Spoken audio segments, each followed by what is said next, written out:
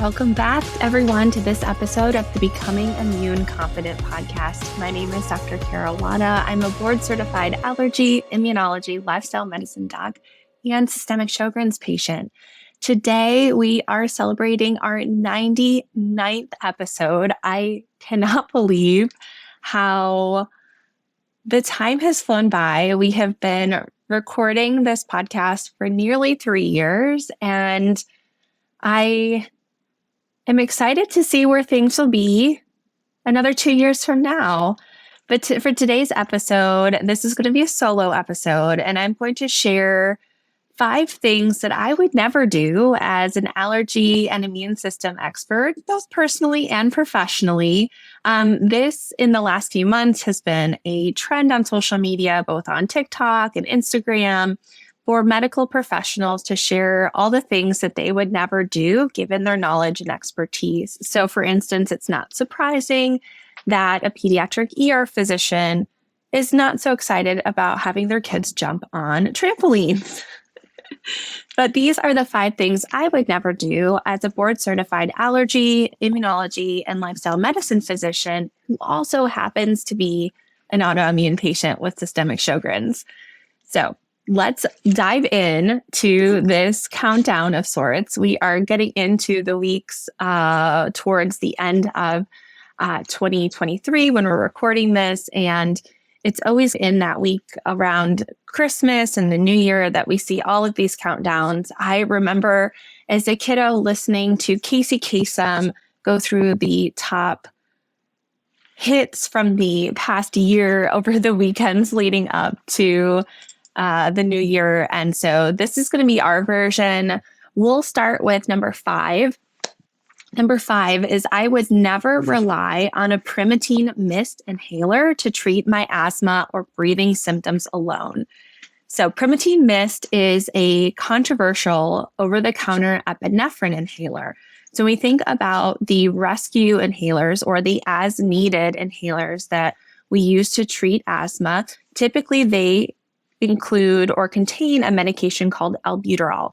Albuterol is a short-acting beta agonist. Beta agonist is referring to the receptors that this medication works on, and it helps relax any spasm or muscle contraction in those muscles that are surrounding the airways. Epinephrine also works on these same receptors, but they also work on a lot of other receptors as well, and can put more strain on our cardiovascular symptoms. So Primatene mist was off the market for many years because it actually was banned 7 years ago, in part because it relied on propellants that contained ozone-damaging ingredients. But in the last couple of years, it came back to the shelves with a safer propellant. But here's the deal. Epinephrine is actually not considered a safe medication for asthma treatment. When you look through all of the recommendations from the academies of allergy, the College of Allergy, Asthma, and Immunology, the recommendations from pulmonologists, GINA, which is like the global asthma folks, none of them mention using epinephrine.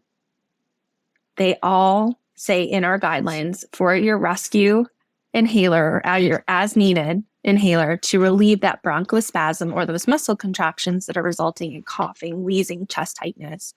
Albuterol is the way to go. It's much safer, more effective, has less potential for really bad cardiac side effects. I very much recall being, I don't know if traumatized is the right word, but remembering the heyday of the supermodels with Cindy Crawford and Nikki Taylor right by her side.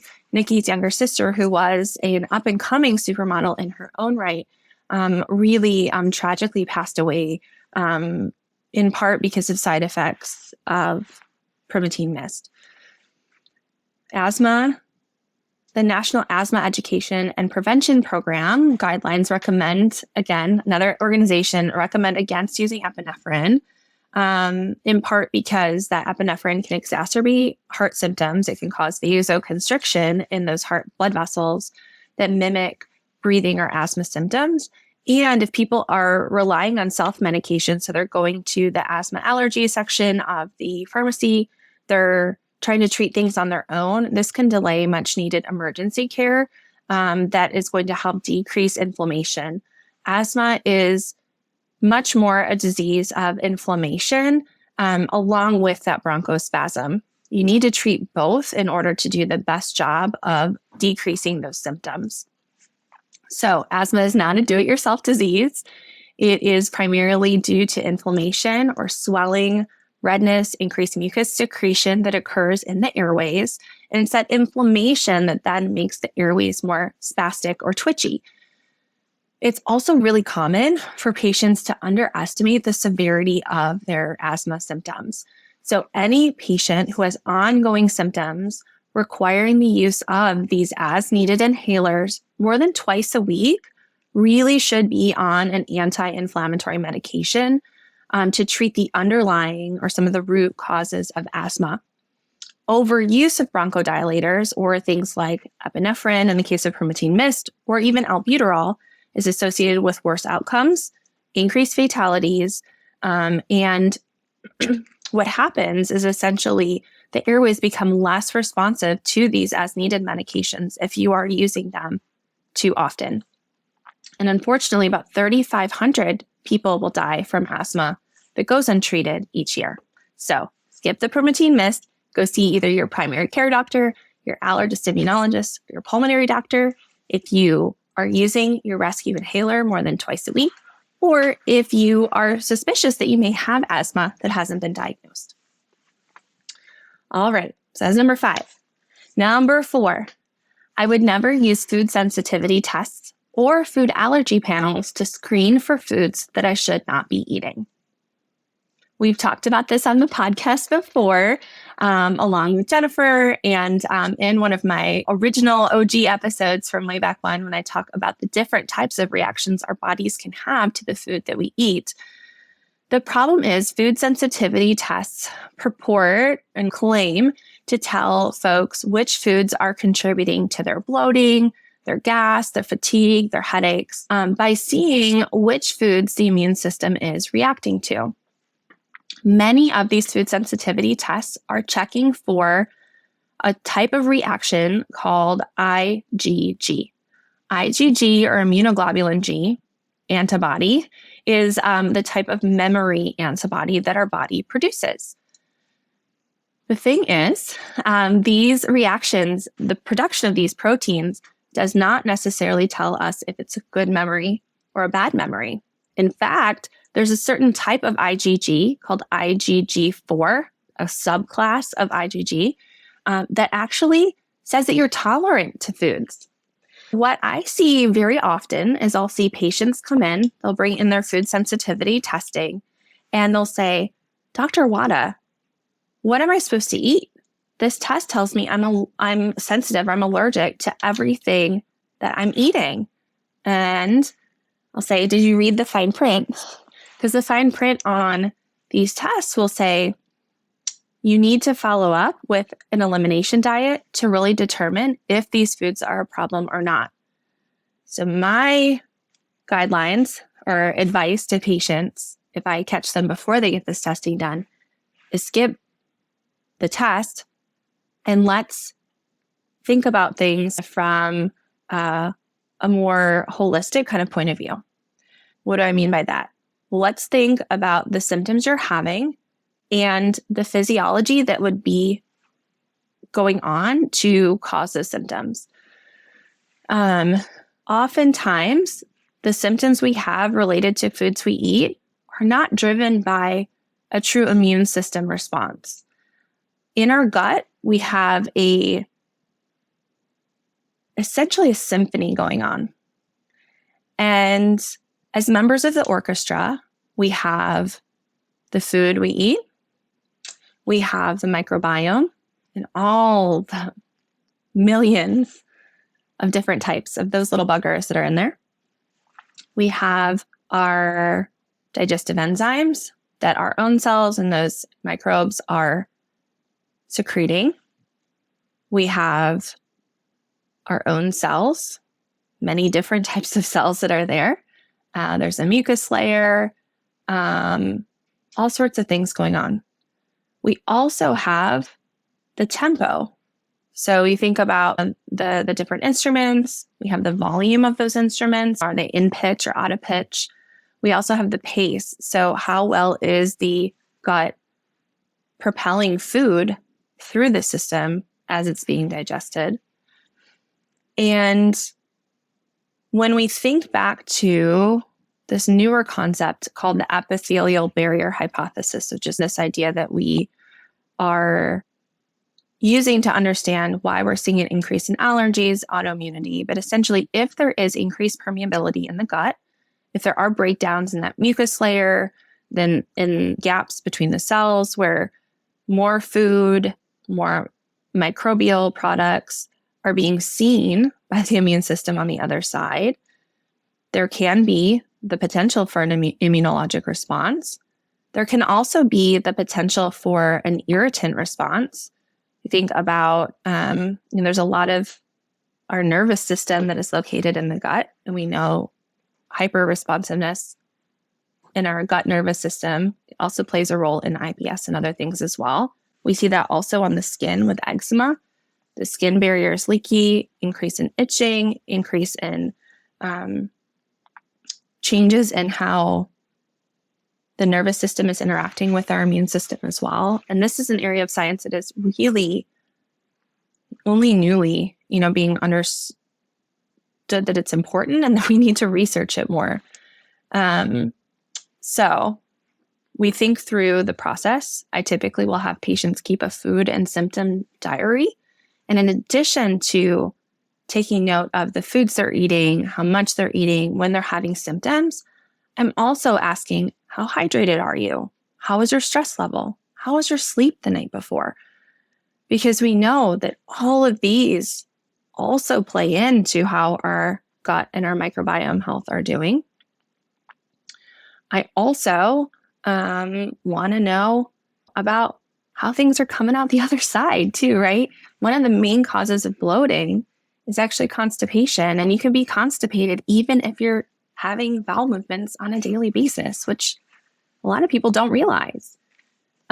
So I say skip the food sensitivity tests because 1, they're not covered by insurance. 2, they're not going to provide much helpful, useful information. And if we think about things that are kind of switching gears into food allergy panels. So food allergy panels are going to look for, this also includes skin testing and blood testing, looking for the presence of IgE antibody. IgE antibody is the allergic antibody. But here's the deal. A lot of people are going to have the presence of that antibody without the symptoms. So when we talk about food allergy as a clinical diagnosis, you need to have symptoms related to ingestion from that food.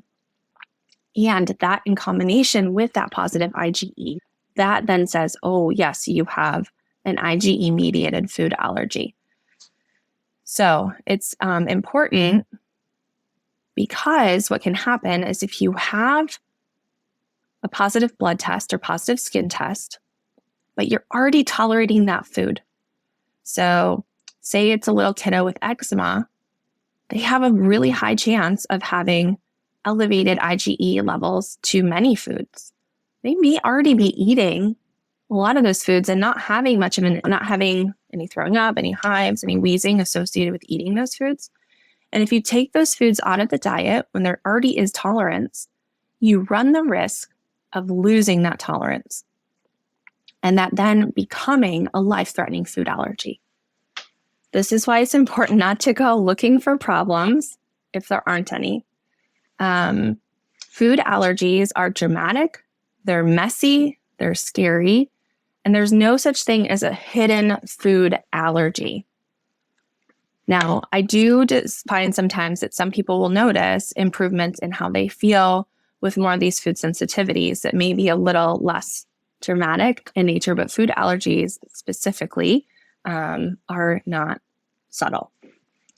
Here's my other issue with these they stoke more fear of food, and they increase our anxiety around food. They increase our grocery bills. And I've seen a lot of folks who really severely limit their diets as a result of these test results. If you want to learn more about that, you should listen back to our episode with Tamra, who is a food allergy counselor. People end up in this constant state of fight or flight, and that is not good for our health. Not having a diverse diet is not good for our health. Diversity in our diet is key in helping support good gut and immune system health. And we know limiting exposure to diversity of foods in early childhood can, as I said, result in increased risk of developing true life-threatening food allergy. When we think about evolutionarily speaking, our brains and our bodies, it is deeply ingrained from even pre-humanness to associate symptoms that we have in our body with what we have eaten. If you think about even a bear getting into a bad batch of berries, the bear is going to remember, ooh, those berries that, those killed Bob Bear. I'm not going to go eat those, right? So I think it's really important that we pause and be conscientious and think through the potential role for foods in our symptoms, and also reassure ourselves that foods are not the cause of all of our symptoms as well. I think one of the things we really talk a lot about but haven't explicitly mentioned in the podcast for a while is this idea of and rather than or. And sometimes we're holding two thoughts in our mind at the same time that don't always seem like they would go together. And that is actually a technique from certain types of therapy and coaching that can be really helpful in us making sense of a complex world. And in our case, we're talking about really complex physiology as well. All right, enough on that. Let's hop into number 3. I would never ignore recurrent infections, especially repeat sinus infections.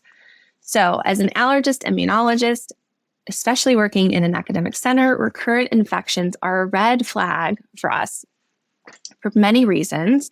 But in particular, we know that increased use of antibiotics itself is not without risks. So if these are true infections that you are needing antibiotics, we want to do whatever we can to decrease your need for those. Because we know that if you need to use more antibiotics, you may have, greater exposure. Could you develop allergies to those? Maybe. We know also there's a change in our microbiome, which can have negative effects on our metabolism, resulting in weight gain.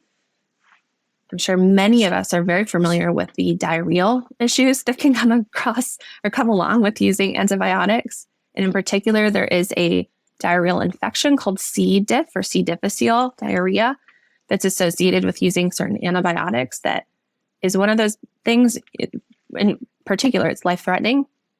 It's also something you would not wish upon your worst enemy. It's miserable and needs actually very specific antibiotics to treat that. But here's the deal. In some instances, recurrent infections may not be infections at all. They could be allergies, which are treated much differently. Sometimes they are allergies that then lead to bacterial sinus infections because that swelling is causing a lot of trouble in allowing the sinuses and nasal passageways to drain appropriately.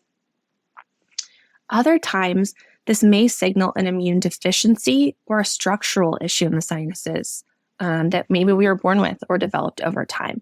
So if you're someone who goes to the urgent care or the minute clinic for sinus infections more than 1 to 2 times every few years, it's worth getting things checked out.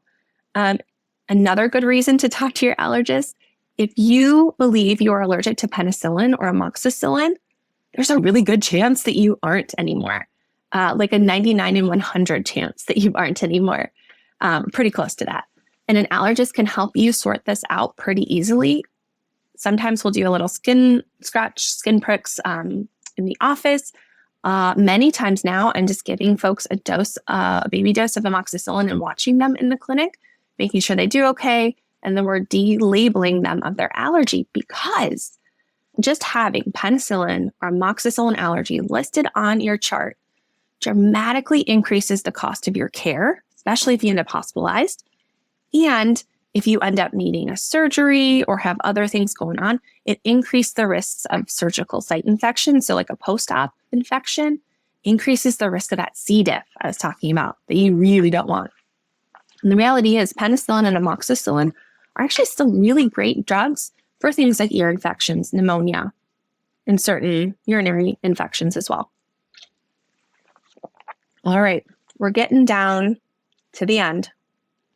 Number 2, I would never use personal care products with fragrance listed as an ingredient. I also would extend this to using those plug-in little room freshener things. They do anything but freshen the room. They actually decrease the air quality overall. So here's why. Let's dig in. So when we go back to that epithelial barrier hypothesis, this idea is that our bodies have interfaces with the outside world. Our skin is our largest organ, so that's one place. It functions as a barrier, but it absorbs a lot of what we put on it. The same idea is happening in our respiratory tract as well. Okay, so when we sniff in all those like wonderful fresh smelling things, for those listening, I did some air quotes because we don't need something to smell like flowers or spring rain in order for it to be clean. Okay, so here's the deal. Fragrance is a catch-all term that is used to describe a mix of chemicals that are proprietary, meaning the companies get an out from listing each of those ingredients on what that product includes, whether it's a skin lotion or whatever's in that plug-in. Unfortunately, there's a loophole in US law that doesn't require companies to disclose what's exactly in that mix because they say, oh, someone may steal it. Okay, roll eyes. We know, though, that these substances are associated with numerous health problems. Specifically within my purview as an allergist immunologist, fragrance, especially in personal care products, is one of the top skin allergens and irritants that we see. So if anyone has eczema, a kiddo with eczema, has sensitive skin, you need to be skipping fragrance. And stop. It was the contact allergen of the year back in 2007, and it's the third most common allergen that will be positive on allergy testing that looks for specific triggers for like cosmetic type allergens. So this is particularly problematic for anyone, as I said, with sensitive skin, eczema, rosacea, or even hives. These are also really irritating to our respiratory tract as well. So anyone who has runny nose, allergies, non-allergic rhinitis, commonly gets colds. Anyone who has asthma really should not have these things floating around in your homes or your work. Just really avoiding them is the best medicine. Some folks will find that they do tolerate maybe a little bit of diffused essential oils, but I also say dip your toes in if you want something that kind of has a fragrance, but really trying to minimize our exposure to candles, to these plugins. All these things are so much better for our respiratory health. And this is super important for our little ones because their airways are smaller. We think about, the fires we had in the smoke kind of from the fires in Canada this summer. We had a lot of that blowing down our way in Columbus this summer, and we were keeping our little kiddos indoors, right? And at levels that were lower than maybe what was recommended for adults because their airways are more sensitive. They're more vulnerable. Also the case for those with COPD, pulmonary fibrosis, other breathing issues. So get rid of them.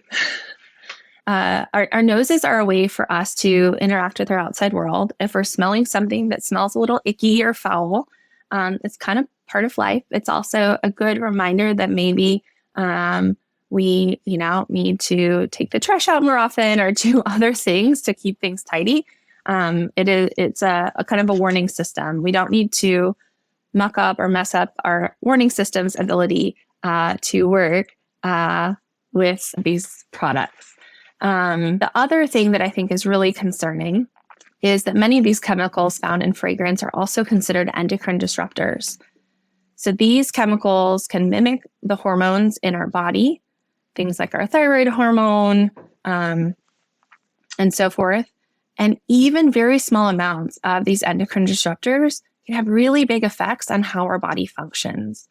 EDCs and exposures have been associated with issues with kidney and nervous system, again, respiratory system problems.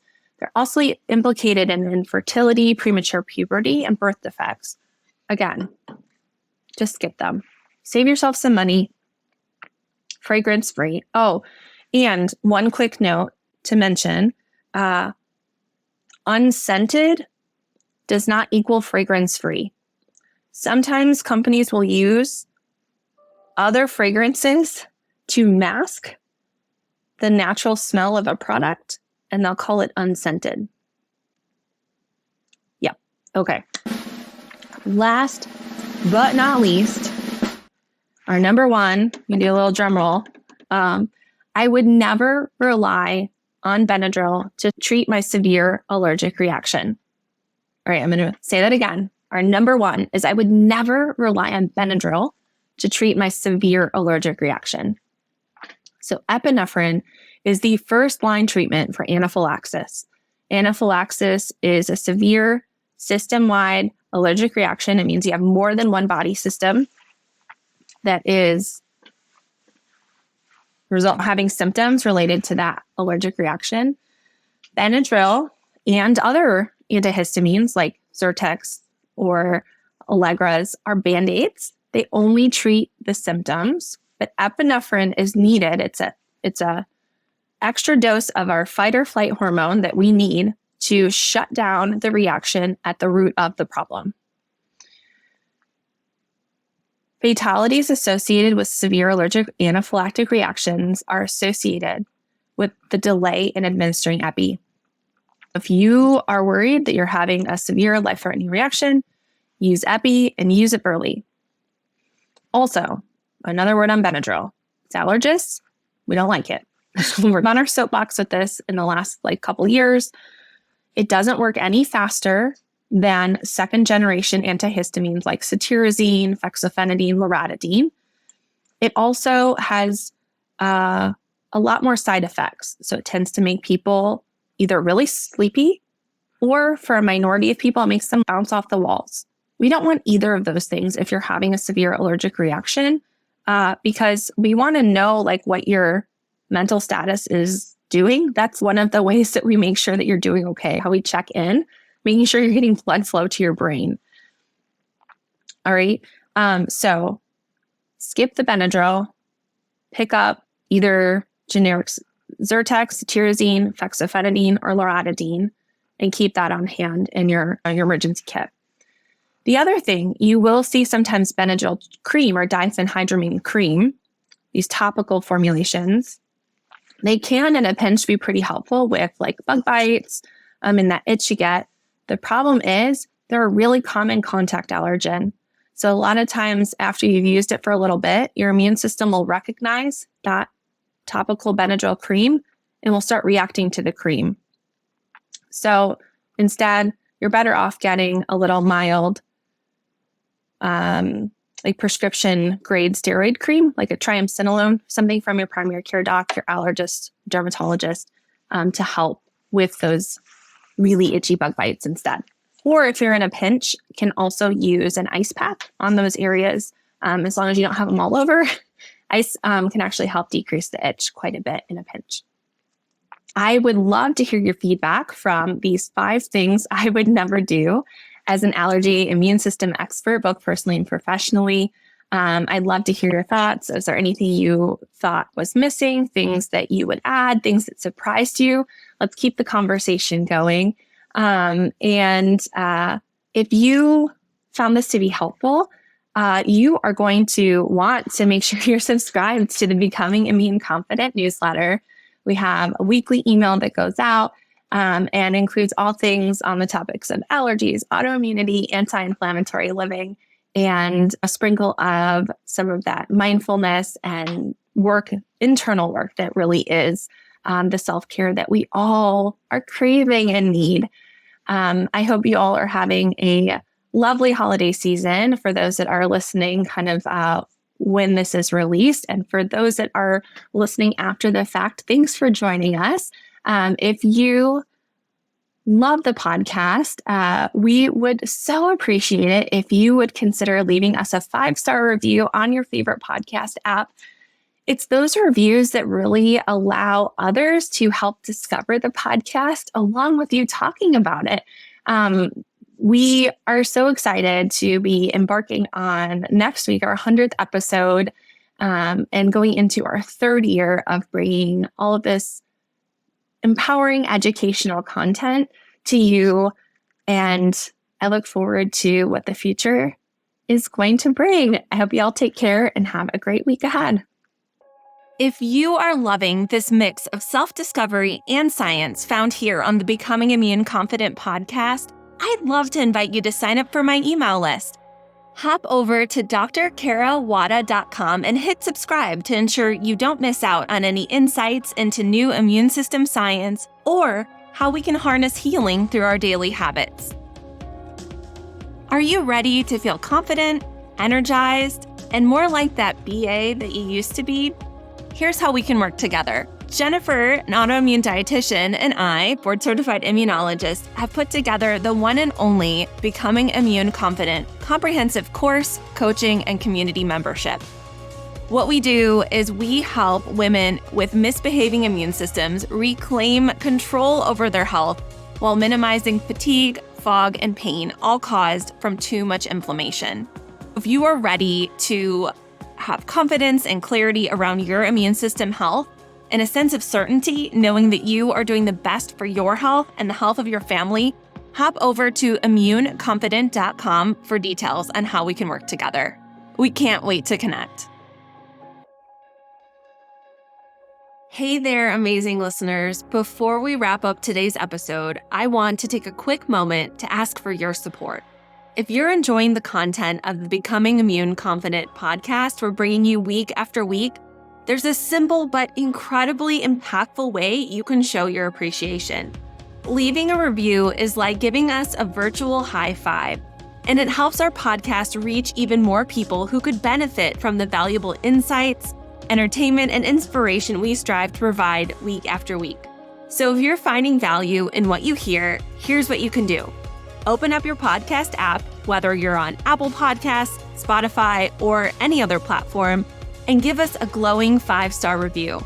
We're dedicated to bringing you the best, and your feedback helps us fine-tune our content to suit your interests and needs. But hey, don't stop there. If you have a moment, leaving a few kind words in the review section goes a long way too. Share what you love about the podcast, your favorite episodes, or how it's made a positive impact on your life. Your words not only brighten our day, but they also encourage others to join our incredible community. Remember, every 5-star review and every word of encouragement counts. It's like fuel to keep us creating, innovating, and striving to make your listening experience even better. So if you're up for it, show us some love by leaving us that virtual high five in the form of a 5-star review today. And a huge shout out to all of you who have already taken the time to do You Rock. Thank you for being a part of our podcast journey, and we can't wait to keep bringing you more amazing episodes in the future. Until next time, keep shining and keep listening and keep on building that confidence in yourself and your immune system health. Take care.